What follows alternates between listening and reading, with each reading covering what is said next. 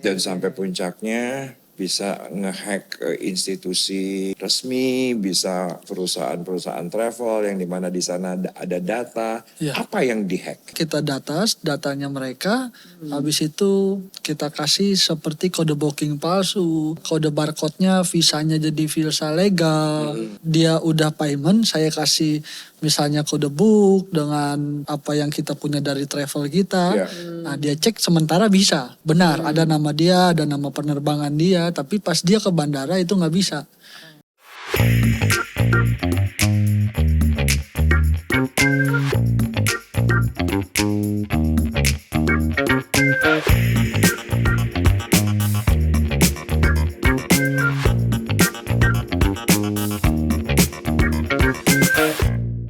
Jadi kalau itu kejadiannya ada 2020, Iya, sekarang 2024, iya, sekarang kamu 31. iya, Berarti itu kejadiannya waktu kamu udah umur 27 dong. iya,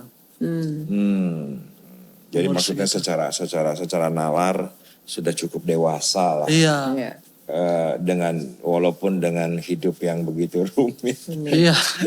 Hidup yang Seperti begitu itu. rumit, hidup yang begitu berliku, yang penuh dengan luka gitu ya. Iya. Penuh dengan luka. Pernah nggak sampai kepahitan dengan kehidupan? Kalau kepahitan sama kehidupan pernah juga sih Om. Iya, Tadi pasti dalam sih itu. arti udah ikut Tuhan, diusir ya kan. Bahkan waktu saya diusir saya harus tidur di gubuk bambu Om. Ya, tepatnya itu ada di belakang stasiun Grogol, itu ada STT Baptis, ada balai bambu di situ Om. Jadi balai bambu itu tempat tukang ojol semua pada nongkrong. Pada nongkrong. Letak cerita di belakang sampai diusir tuh gimana?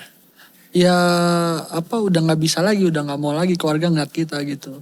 Karena kan udah trauma Om. Apalagi dengan kasus saya, polisi datang ke rumah buat buat dalam surat. Oh, Terus tetangga juga udah tahu nama kita jelek begitu. Ditambah lagi kita masuk Kristen lagi kan udah paling zona merah banget begitu Om. komplit paket lengkap. Iya begitu. Jadi udah nggak ada harapan lagi mau nginjek satu dinding rumah juga nggak bisa gitu. Di situ dan harus keluar ya kita tinggal di gubuk bambu itu selama 2 minggu. Ya udah saya puasa jadi tapi saya tetap cari Tuhan Om. Saya tetap cari Tuhan cuman modal kartu Jaklingko Om. Karena kalau Jakarta ada Jaklingko itu angkot itu yang milik Jakarta itu kita punya kartu flash e-money. Bisa naik itu Om, gratis. Kan jaraknya dekat Grogol, Tanjung Duren itu kan. Iya. Saya tetap ke gereja, tetap pakai kartu itu aja udah. Pulang, balik lagi. Nggak kolektor dong ya? Enggak. Jadi pakai kartu itu. Terus? Udah pas kayak gitu, balik tidur di gubuk bambu lagi. Terkadang ya saya juga pikir gitu kan, ini mau sampai kapan begitu. Tapi yang di situ saya lihat waktu cerita di dalam Alkitab 40 tahun di padang gurun gitu kan. Iya. Saya nggak mau menyerah gitu ya. Saya mau kayak di Alkitab aja udah biar saya mati saya dalam jalan yang benar aja gitu. Bisa katanya saya hidup di dalam kebenaran, gak buat dosa lagi, percaya Tuhan, berjalan sesuai dengan firman gitu. Saya udah itu aja, pengen nggak makan gak ini udah. Tuhan tahu kok apa yang saya lakukan, apa yang saya rasakan. Itu yang ada di dalam otak saya sih Om. Itu. Jadi ya udah ibadah, ikut sampai juga kita ikut pelayanan juga. Ikut pelayanan, ya kalau bicara kepahitan, ada sisi mau kepahitan juga Om. Karena waktu itu saya sempat melayani Tuhan hanya sebagai aser sih Om ya. Ambil bagian pelayanan gitu ya. Jadi shalom, selamat hari Minggu. Kasih jemaat untuk ke kursi, bangku. Dan di situ ya ceritanya sih cuman gara-gara ada orang kasih saya seperti baju. Ya berkat gitu. Karena tahu kamu menggelandang gitu maksudnya. Ya mungkin seperti itu Om, benar. Karena emang gitu. Iya, karena saya kesaksian ya. Jadi dia berkatin saya ya karena dia tahu saya dengan kehidupan ini gitu. Jadi Anda tahu. ya orang kasih saya berkat kepada saya, nah itu jadi masalah persalahan gitu. Jadi saya belum bisa melayani. Hari itu juga saya nggak pelayanan, tapi saya berdoa, Tuhan kalau emang ini saya dikeluarin dari pelayanan saya akan tetap melayani Tuhan. Saya bilang begitu. Saya nggak tahu bagian mau cari gereja mana lagi, mau pilih gereja mana lagi, cari pendeta mana lagi untuk saya pelayanan, saya enggak. Tapi fokus saya udah setiap minggu, ya udah saya daripada keluar dari gereja tersebut, daripada buat dosa takutnya. Saya datang nanti saya dibahas lagi gitu. Gitu. Jadi setiap minggu dari pagi sampai malam tuh saya muter tetap cari Tuhan, ibadah seperti itu. Nah di situ barulah perjalanan kehidupan saya kayak diundang kayak kesaksian gitu ya, karena ada saudara saya tuh kesal sama saya, dibuat foto saya pakai peci, pakai baju koko ya kan, bule nggak tahu diri, murtad begitu Om. Dibuat biar diviralkan. iya, kebetulan di situ ada foto baptis saya kan, jadi ya nggak tahu dapat dari mana, mungkin dari Facebook saya atau apa ya, begitu dibuat lah seperti itu, jadi viral begitu, pada ngata-ngatain pada ini. Saya diundang lah sama salah satu channel YouTube juga, ya dari situ saya kesaksian, dan sehabis saya dari podcast itu ya, channel YouTube itu banyak orang itu, ya puji Tuhan ada yang doakan saya, ada yang kasih dukungan sama saya, tapi yang nggak ada di dalam pikiran saya, mereka DM saya, konseling, tanya kisah saya lebih lanjut lagi, mereka minta doa saya, bahkan ada yang ketemu juga, saya juga sama kakak gitu kan, ada di situ, ada di situlah, oh ya ini yang saya doakan ke Tuhan gitu kan, ini yang harus saya layani gitu. Tapi saya nggak tahu mau layani seperti apa begitu kan, dia bilang, saya bilang, tetap andalkan Tuhan, jangan menyerah, saya bilang. Ya berserah aja, berdoa sama Tuhan. Udah saya gituin, tapi gak sampai situ, saya berpikir mereka semua harus jadi keluarga saya gitu. Dalam arti ya keluarga rohani saya gitu ya. Jadi saya, lah gitu. benar Om. Jadi kita buatlah di salah satu WhatsApp grup. Ya, jadi saya buat dengan nama tuh dulu bingung juga cari namanya.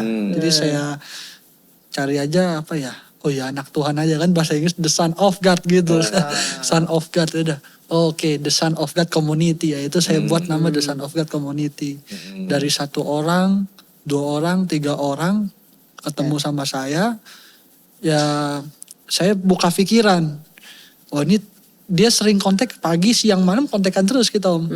Begitu. Ini kalau ngobrol-ngobrol basa-basi kayak gini, ini bukan keluarga rohani begitu. Keluarga rohani kan ada doa, ada doanya, ada ibadahnya gitu. Jadi ya udah deh, saya berdoa ya dapat hikmat Tuhan. Dapat suara Tuhan ya, hikmat Tuhan. Saya harus buka Bible reading. Jadi kita buka Bible reading of discussion The Son of God. Pembacaan Alkitab setiap malam saya buka jam 8 malam itu ya, 1 orang 1 pasal Om, dimulai dari 3 orang. Jadi 1 orang misalnya saya baca dulu nih sampai ayat yang ketiga, nanti putar lagi ayat yang ketiga. Nah kita buat seperti itu. Nah, puji Tuhan Om, bertambah sampai saat ini kurang lebih kita punya 302 anggota di grup kita.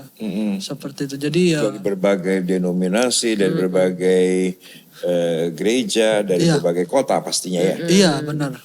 Siap. Luar biasa. Terus akhirnya dapat tempat ibadahnya. Akhirnya masalah tempat ibadah ceritanya ya itu kayak dimulai dari nol ya Om ya. Jadi nggak kepikiran kalau mau buat gereja tempat ibadah, nggak kepikiran seperti itu. Pikirin aja dulu nih di online dulu kan. Nah suatu hari ya puji Tuhan Om, ketika saya udah muter-muter ke Jogja mau kerja, ditawarin jadi tempat kerja di bar gitu ya. Terus kita juga muter-muter kehidupan, dapatlah punya pekerjaan gitu. Jadi saya kan buat website, buat kayak kelola sosial media, buat flyer-flyer, buat editing ya. Jadi di situ saya punya berkat, ya saya punya usaha kecil-kecilan. Saya mau pakai tempat di Kemang, Om. Ya itu tibanya setelah saya selesai dari sekolah POAB saya. Itu karena puji Tuhan kita dapat satu sekolah dari program GBI juga waktu ke Toraja ya. Kita ke Toraja ikut pusat Apostolic Battle Indonesia sama sekolah misionaris itu. Kita ikut itu dan kita punya tempat kantor itu, saya bilang sama tempat kantor itu, kalau misalnya ini kita jadiin tempat buat doa bisa nggak gitu. Senin, Jumat buat saya kantor kerja sini, Sabtu bisa buat doa nggak. Nah kebetulan dia bilang kalau emang Bapak ini buat berdoa, ini bekas orang Komsel kata dia. Jadi persembahan akan saya kembalikan persembahan, pakai aja tempat ini secara free. Saya belum cerita sama sekali apapun sama dia langsung kasih seperti itu. Itu tempatnya di Kemang, Jakarta Selatan. Di belakang McD ya, rumah hobi. Tapi nggak lama Om, cuma 2 minggu. Cuma 2 minggu. Iya. Karena Kenapa tuh? Karena masalah dengan orang sekitar Om. Iya, masalah dengan orang. setoran kurang atau gimana? atau memang nggak izin atau gimana? Iya. Sama penguasa di udara. Kalau nggak izin, bener jujur kita nggak ada izin Om. Izin sama orang kantor doang. Saya nggak ada izin karena ini kan persekutuan doa doang Iya, Om. bukan Kita gereja ya. Gitu kita ya. tuh lesehan, berdoa, nyanyi, udah itu doang. Nah terus ya udah saking lumayannya orang datang ke situ Sampai berapa orang tuh? 20. 20 Iya 20, 15. Kapasitas sih nggak nyampe segitu. Harusnya bisa itu tempat 10 orang begitu. Tapi karena kita lesehan masih bisa dapat banyak. Iya. Nah pas saya turun ya pemuka daerah di situ bilang, Pak ini kok nggak kabarin kalau gereja. Kalau ke gereja itu Bapak tahu nggak gereja di depan 1 hari 1 minggu itu ya setiap ibadah kasih kita nasi bungkus. Ya saya tanya berapa ya, saya bilang kasih nasi bungkusnya. 200 atau enggak 100 nasi bungkus. Nah di situ saya diam. Ya, Baru 2 minggu ya, kolekta belum ada ya. Belum. itu dia Pengalaman pelayanan nggak ada. pengalaman gak ada, ini juga yang dukung juga nggak ada, kita sendiri gitu kan. Tapi ya saya cuma punya sedikit ini aja ya, saya bilang ini nggak bisa bang kata dia, cuma hari ini doang. Saya punya duit 200.000 waktu itu. 200.000 cuma buat hari itu doang, besok dia nggak mau seperti itu. Udah. Dan di situ saya cuman berdoa sama Tuhan. Saya udah tahu nih nggak bakal bisa di sini, tapi saya nggak berdoa sama Tuhan biar saya dapat tempat baru lagi untuk tempat ibadah. Nggak ada, itu lost di doa saya, nggak ada. Saya cuman minta sama Tuhan, berdoa biarlah jadi sesuai kehendak-Mu aja apa yang terjadi ini begitu. Karena saya percaya orang yang mengandalkan Tuhan tidak bakal dilepaskan. Iya. Di situ udah hari besoknya saya kan punya istri ya Om ya. Jadi kebetulan temennya datang melihat tempat itu, dia bilang ini tempat kecil banget, mana bisa jadi tempat ibadah. Lu mau bisnis gereja di sini kata dia. Tempat kecil gini ya kan. Nggak bakal ada cuannya.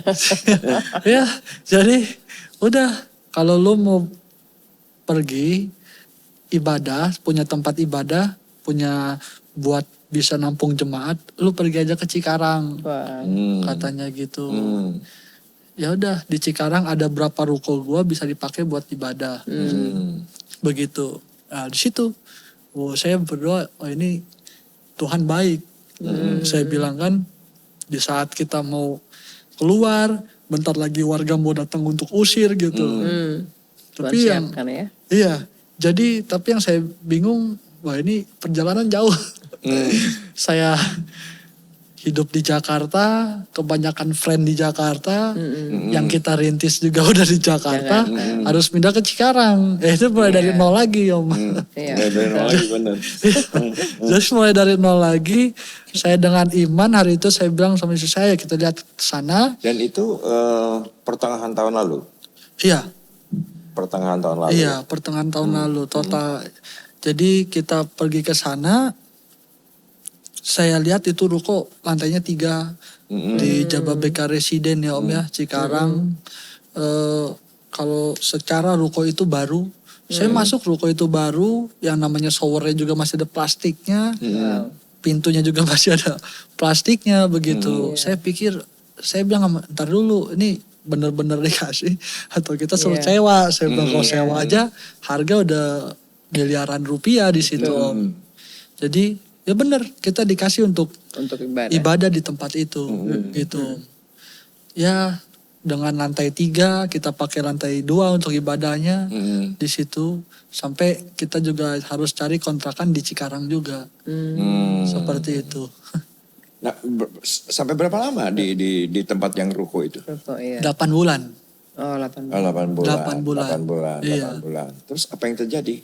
8 bulan yang terjadi itu karena kan kita harus punya namanya ya, punya persekutuan harus punya namanya sinode ya Om ya, Ya, kalau bahasa ya, ada gerejanya. naungan lah ya. Ada Ya, naungan, naungannya. dibilang biar. Jadi saya bergabunglah sama salah satu sinode.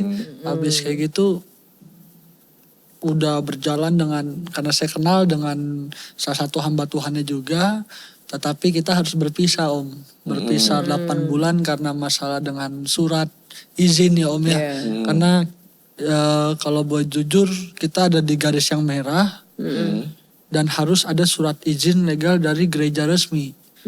Ya mungkin karena miskomunikasi dan mungkin emang peraturan dari gereja tersebut itu bisa 3 tahun 4 tahun baru bisa kita dapat surat izin untuk kita kasih ke developer itu.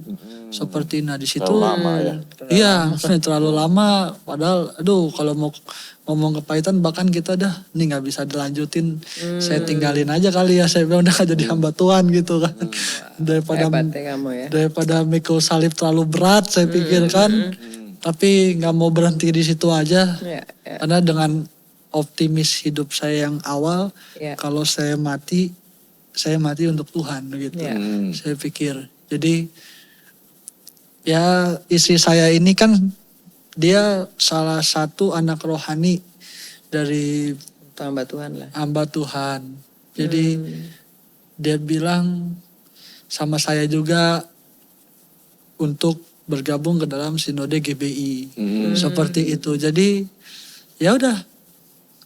Kita emang awalnya sih harusnya dari GBI Om. Gitu karena saya sekolahnya PWB di GBI, sekolah misionaris penginjilan di GBI juga. Tapi waktu itu kan ada pemikiran yang belum siap untuk saya bergabung dengan sinode GBI. Karena tidak mudah gitu ya Om ya. Gak mungkin lah jauh ini saya bilang. Jadi Syaratannya. iya, jadi hari itu juga beliau bantu saya. Dan saya disambungin oleh ketua BPD Bekasi yang dimana akan menjadi ketua gembala pembina ya bahasanya. Gembala yang akan menjadi bapak rohani saya. Begitu. Jadi Pak Pendeta Sala Nenggolan yang menaungi gereja kita dan gak nyangka juga bisa ada di GBI gitu. Kita Luar biasa. bisa kembalilah dengan sinode yang dimana saya belajar begitu. Jadi dan puji Tuhan udah saking banyaknya orang Om, saking lumayan lah ya Om ya. Kalau banyak bisa katanya banyak ruko itu. Banyaknya luar biasa, orang bertambahan, jiwa-jiwa bertambahan. Ya dengan niat saya dan istri kita harus pindah. Begitu kita harus pindah karena kasihan juga karena di ruko kita itu cuman ibadah pakai kipas dua kipas doang Om. Gak ada AC-nya, cuman panggung ya. Kita pakai gitar akustik biasa doang. Jadi ya kadang-kadang kita yang khotbah juga kepanasan, jemaatnya juga kepanasan. Jadi udah kita pikirkan di situ Om ya, harus beri yang terbaik gitu untuk ibadah. Ya udah saya berikan yang terbaik sama istri, kita pindah ke Five Hotel Jababeka. Gitu. Tempat itu tetap masih dipakai atau? Tempat itu kita masih tetap pakai untuk berdoa. Oh. Gitu. Jadi kita ibadah di Five Hotel itu, dan puji Tuhan setiap minggunya Tuhan tambahkan 1 jiwa, dan udah ada sekolah anak minggu juga. Gitu. Dan sekarang udah jalan berapa lama yang di tempat yang baru? Udah kurang lebih mau masuk 1 bulanan Om. Wah. Iya, kurang lebih masuk 1 bulanan. Ya. Dan yang saya lihat bahwa teman-teman muda dari perjalanan yang begitu rumit, begitu complicated, tapi dari situ kita belajar fighting spirit Ya. yang berlandaskan iman, berlandaskan kasih. Nah, kalau nggak kebayang sih harus ke somewhere nowhere gitu, tiba-tiba ke Cikarang. Nah itu si jiwa-jiwa yang dari Cikarang penginjilannya gimana? Kamu one on one lagi, gimana? Kan nggak punya siapa-siapa, nggak punya teman, gimana? Ya itu yang di pikiran saya juga Om. Kita masuk Cikarang, keluarga aja nggak ada, orang yang kita kenal nggak ada Om. Bahkan nggak ada mimpi kali Om kalau kita punya teman di sana gitu. Jadi ya katanya ya dari sekolah misi yang saya pelajari gitu ya, dari penginjilan yang saya pelajari, ya kita fighting sendiri Om. Awal mula saya sendiri jalan-jalan gitu. Iya, sama istri saya. Jadi Praktek ya. iya, praktek. Sekolahnya praktekin. Karena saya sering senyumin orang begitu ya, karena orang kalau saya senyumin pasti ngobrol begitu. Nah di situ kalau kita misalnya ke mall, ke minimarket ya, saya pelayanan seperti itu Om. Jadi ya yang mana bisa saya ajak ngobrol, yang mana bisa saya untuk berbicara sama dia, saya harus lakukan itu. Dan itu kalau cara bicara di mall, di supermarket gitu. Jadi dari apa yang terjadi saya tanya gitu kan. Mereka cerita, barulah kita minta WA-nya, kita layani, kita ketemui, kita doain Om. Kalau untuk jalanan, kita tuh kebanyakan tukang sapu Om yang kita layani. Iya, kadang-kadang tukang sapu di sana kode siang tidurnya di jalan juga. Iya, sama ya anak-anak Vespa yang muter-muter, yang sering. Anak pang gitu kan? Iya, anak Betul. pang tante. Oh, iya. Iya. Jadi saya masuk ke sana juga seperti itu. Jadi ya puji Tuhan, awal mula sendiri berdua istri saya, ada orang juga, dan kita juga ada nampung anak STT Om. Karena saya puji Tuhan kita kan awalnya begini, punya gereja. Kemarin saya mau buat beasiswa Om. Jadi, iya, mau buat beasiswa. Gimana ya Om ya, kita kan gak punya pelayan Tuhan ya kan. Tapi saya buat yang benar-benar, karena ada beberapa juga yang datang keluar melayani gitu ya. Saya buat aja tuh beasiswa open recruitment gitu ya. Bisa di rumah saya, nanti sekolah kan online. Saya kerjasama sama sebuah STT juga. Tapi gak dapet Om. Tapi gak dapet, ada yang dapet tapi gak jadi datang. Nah doa saya dijawab Tuhan. Kerjasama sama 2 STT di wilayah Bekasi Om. Bahkan yang melayani tempat saya yang dari Kupang, NTT, Jayapura, Medan. Jadi mereka setiap hari Jumat datang ke rumah saya. Siang kita udah start mulai sampai malam tuh penginjilan, bahkan sampai malam minggu juga. Kita penginjilan, minggu pelayanan gitu. Seru ya. Seru banget ya. Perjalanan hidupnya. Dan akan banyak generasi seperti Calvin Rizky ini yang nama baptisnya Yosua. Jadi Yosua, Calvin, Rizky yang akan dimunculkan Tuhan di generasi ini yang punya fighting spirit. Yang ada satu hal lagi yang saya lihat dari Calvin, yaitu adalah memulai dari nol. Ya, Karena terkadang generasi yang seperti Calvin ini adalah warisan dari bapaknya, warisan dari gereja bapaknya, yang sudah settle, jemaat sudah ada, peralatan sudah ada, pengerja sudah ada. Ini benar-benar podcast menarik mulai dari nol, karena memang ya beneran mulai dari nol. Mimpi kamu apa? Yang pertanyaan yang terakhir. Mimpi. Kalau mimpi. Atau bahasa Visi, rohaninya ya. visi lah visinya. Visi saya. Kalau visi saya sama kayak visi yang gereja yang saya gembalakan saat ini, Om. Kita punya visi adalah melayani, menyelamatkan, memberkati, Om. Jadi hidup ini hanya untuk melayani yang akan menjadi memberkati orang-orang yang sudah kita layani, yang sudah kita doakan, sudah kita layani, kita konseling ya, kita tangkap, terus endingnya menyelamatkan. Jadi ya saya mau hidup saya sama istri saya bilang sampai kita mati deh kita melayani Tuhan aja. Pengen habis-habisan kayak gimana juga udah untuk Tuhan aja. Karena seorang pendosa besar kayak saya ini masih dikasih hidup sampai hari ini, Om. Kayak saya sering bilang sama jemaat Tuhan, sama teman-teman saya, kalau mata kita dapat melihat, tangan kita dapat bergerak, kaki kita dapat berjalan, ya itu semua dari Tuhan aja. Begitu, apalagi dengan talenta, karunia yang sudah Tuhan berikan ya, sudah luar biasa, Om, gitu. Jadi, dan kalau ininya, poin adalah hidup berkenan di hadapan Allah, Om.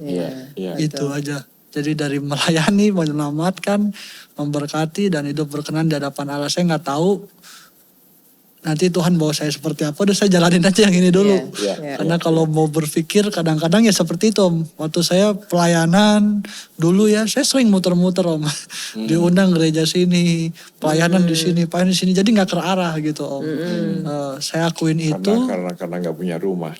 Iya, jadi apalagi cari gereja juga muter-muter begitu. Jadi saya katanya bahkan ini cuman cari ini doang nih, cari kesenangan dalam kesempitan gitu kan. Apalagi namanya pelayanan, ini cuman mau cari popularitas doang ini. Saya bilang nggak ada yang benar-benar dari hati kita untuk pelayanan. Nah, makanya dari sini ini benar-benar ya saya masuk di gereja Bethel Indonesia yang dimana kita harus benar-benar fighting.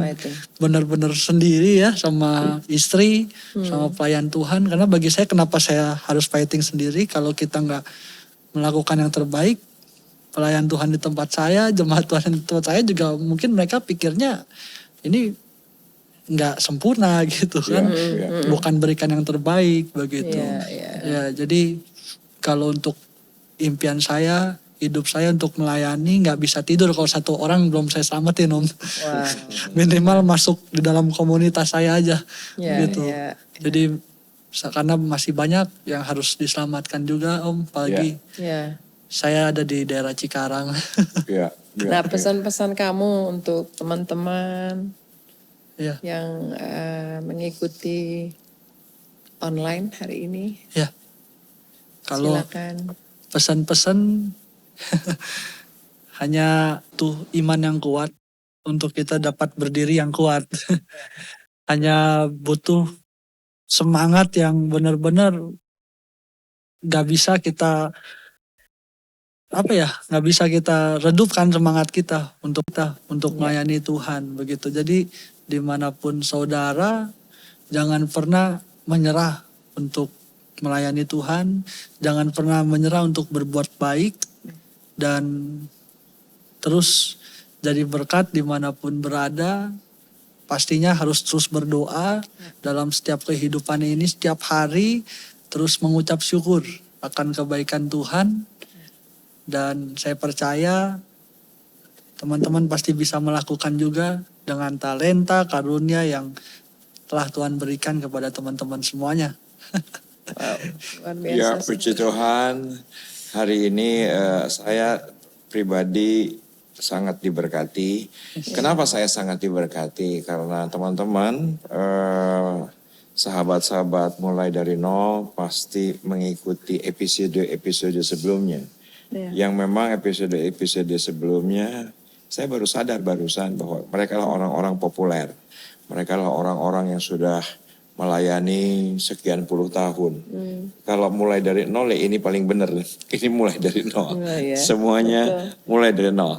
Thank you Pastor Yosua Calvin Rizky. Pelayanan daripada Calvin Rizky ada di GBI, The Son of God yang ada di Cikarang. Teman-teman bisa ikutin Instagramnya, Facebooknya, ataupun juga akun pribadi daripada Yosua Calvin Rizky. God bless you. Thank you so much. Siap.